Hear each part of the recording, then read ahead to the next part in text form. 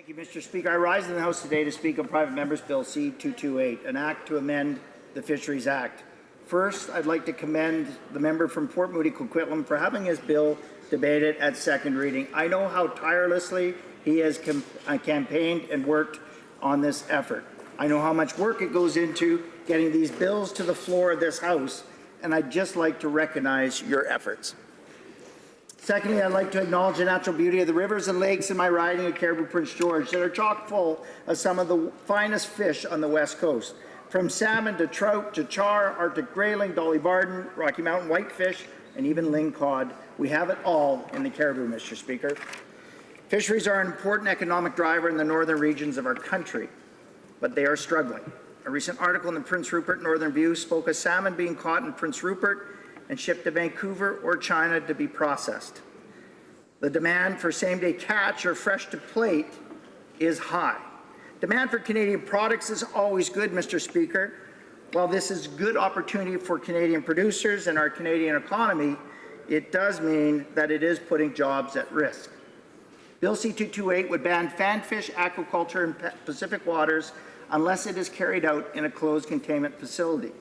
It would require that within 18 months, Cabinet complete a transition plan for current license holders, including specific support measures for corporations and workers affected or impacted by these changes. If mandated, it also mandates companies 5 years to phase out open net pens. Mr. Speaker, British Columbia is Canada's largest producer of farm salmon. Farm salmon is BC's largest agriculture export.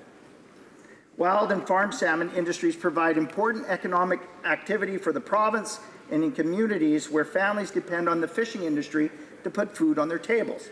90% of all direct and indirect jobs in rural, coastal, and First Nations communities are supported by fisheries. And as a matter of fact, Mr. Speaker, 78% of farm salmon production comes from traditional territories.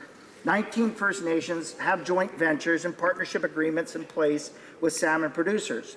The salmon farming sector has become a significant economic driver and source of jobs for First Nation communities who provide an estimated 30% of the workforce in this industry. If Bill C-228 were to be adopted, it would come at a significant financial and economic cost to our agriculture or aquaculture industry and a loss to those communities. This is an issue that has been studied at Fisheries and Oceans Committee numerous times over the years, with the most recent report completed in 2013. Unsurprisingly, the committee witnesses expressed a number of views on the matter of net pen aquaculture. Committee witnesses pointed out that mandating closed containment and banning net pen aquaculture without closed containment being economically viable could have drastic effect on employment, Mr. Speaker, especially in our rural coastal communities who are already suffering from the lack of significant growth in salmon aquaculture production in recent years. But it's not just economic concerns that I have with this bill, Mr. Speaker. It's worth noting that environmental impacts are not unique to open net pen aquaculture production.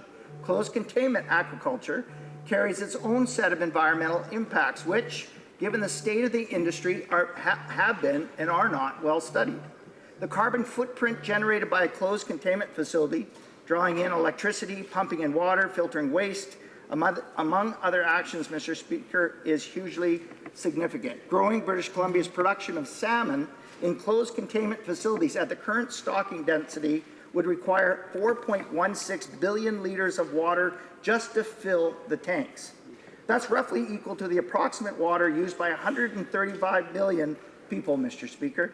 And if that's not enough, the current production in Canada alone would require 28,000 Canadian football fields, or 33,719 acres, or 159 square kilometers of land to grow fish in appropriate densities in land-based systems. When it comes to this closed pen aquaculture and the environmental impacts in particular, more studies are needed. The Conservative Party supports aquaculture development that is both economically sound and environmentally responsible. As it is written, Mr. Speaker, Bill C-228 does not meet these thresholds.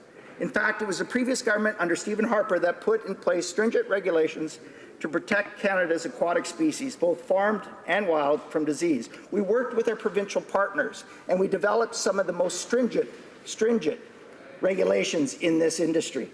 A number of important changes have been made to environmental management regimes, including the relocation of poorly sited farms, new farm sitting requirements, and the adjustment of stocking, harvesting, and sea lice treatment schedules in order to account for wild salmon migration seasons.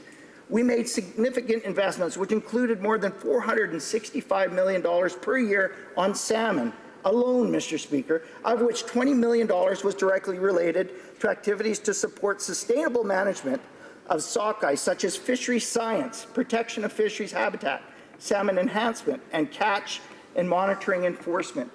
And finally, Mr. Speaker, prior to the 2015 election, we renewed the Sustainable Aquaculture Program, which would continue to improve the regulatory framework for the sector, support science, and require public reporting.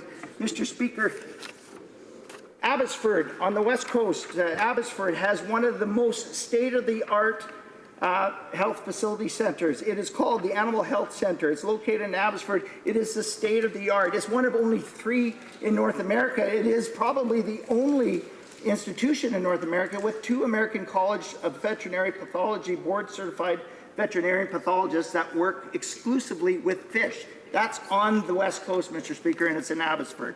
While C228 may have received such ringing endorsements from Captain Kirk himself, it just doesn't make sense, Mr. Speaker, certainly not from an economic standpoint, and certainly not for those whose livelihood depends on sustainable aquaculture to put food on the table for their families. With more and more uncertainty in our forestry and our resource sector, and with the Trudeau government increasing taxes at every opportunity, communities like those in my riding at Caribou Prince George, or those just north of us like Prince Rupert, do not need more uncertainty. If Bill C-228 were to be adopted, it would essentially be moving aquaculture away from small towns and into larger cities, where they are closer to resources and transportation hubs, Mr. Speaker. I can tell you from firsthand experience, when jobs are slashed, communities are left without a lifeline. No amount of subsidization can make up for this fact. That's why I'm able to support Bill C-228 today.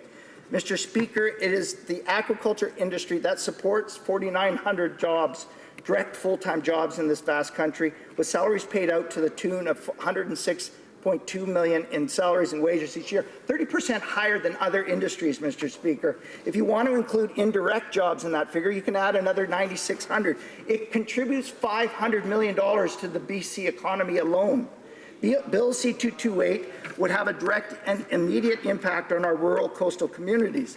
Mr. Speaker, that alone, if we were to move it, based on the number of currently operating marine farms, conversion to land-based systems would result in an estimated lost investment in farm equipment of approximately $500 million. Capital investment in land-based systems for equivalent current provincial production can be roughly estimated to exceed $1 billion in capital investments alone, based on the above figures.